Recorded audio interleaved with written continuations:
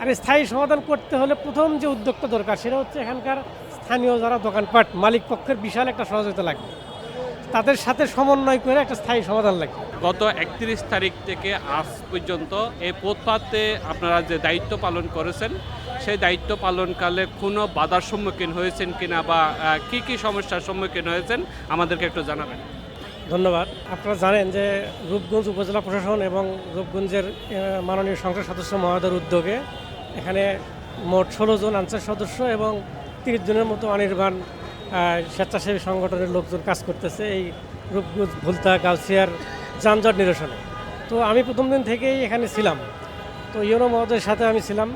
তো ইউনো স্যারের একটা নির্দেশনা ছিল যে এখানে যেন কোনো দোকানপাট যা কিছু আছে এগুলো যেন না বুঝতে পারে। তো এই সকলের প্রচেষ্টায় মোটামুটি এই জিনিসটা এখন পর্যন্ত কনফার্ম আছে, দোকানপাট আর বসে নাই।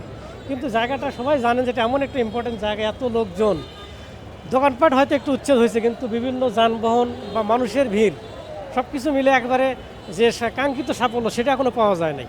তবে কাজ চলমান আছে। আরেকটা কথা বলে রাখি, আমি এখানে প্রায় 1.5 বছর হলো রূপগঞ্জে আছি।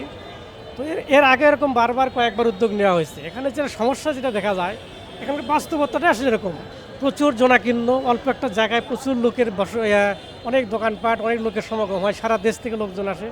যেমন আমার আনসারের কথা যদি বলি, এখানে আমার 16 জন আনসার মোতায়েন হয়েছে, 2 শিফটে ডিউটি করে, প্রতি শিফটে মাত্র 8 জন করে, 8 জন আনসার ডিউটি করে। সেক্ষেত্রে এখানে একটা বিশাল জনগোষ্ঠীর কাছে এই সংখ্যাটা খুবই সামান্য হয়।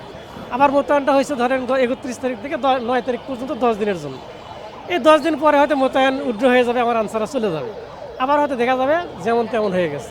এরকম কিছুদিনের জন্য আনসার মোতায়েন হবে, কিছুদিনের জন্য সমাধানও হয়, কিন্তু পরে আবার যেরকম সেরকম হয়ে যায়।